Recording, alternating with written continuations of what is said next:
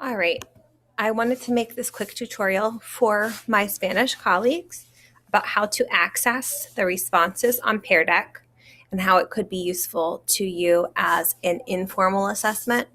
So this is peardeck.com, your homepage. Once you've logged in as a teacher, then you should see this homepage.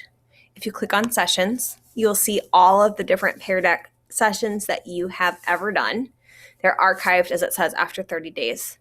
But if it's light blue, that means that it's student paced and you can go in and see the work that the students have completed. I have begun to do Peardeck sessions that include multiple grade levels across a couple of different schools just to make it a little bit easier to see how things are going. And like I said, I use these mostly for informal assessments, but you could use it as formal if you wanted to.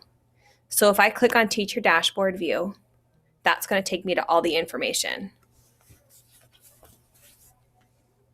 So up here, oh, this is a terrible example. Okay, so I've selected one of the lesson plans I did in previous weeks, and you can see that it has 81 kids that have been working on it at some point. So if I click on the Teacher Dashboard View, it will take me to all of their responses. And in the presentations we have been including, there's only a couple of slides I would really look at in earnest, but I want to show you, if you click this gives you a list of every kid who has even opened it.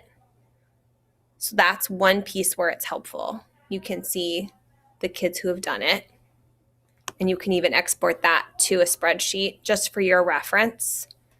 And then in a slide like this is, if you have the 4 squares at the top, it'll show you sort of an overarching view. But if you wanted to see them one at a time, you could really go through and see, okay, these are what the students are doing, and their name is there at the bottom. So you can see, like if it's one that hasn't completed it at all, Jen and I were trying to figure out how to leave feedback for that student. In theory, you could leave feedback, but it's just good to know who is not completing them. I don't know, I'm new. So like this person maybe I'd have to have a conversation with them.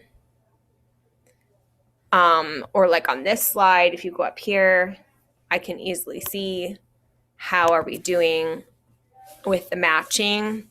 And it also just points out which kids are just not even doing it at all. And you can see most of them have done it. And as I shared in our conversation, at this point, I'm using this mostly as a sense of not just participation, but like attempting things.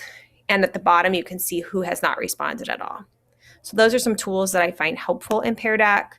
As I said, there also is a way to export the list of who's doing what and have it turned into a spreadsheet. Once you have ended the session, you can do that.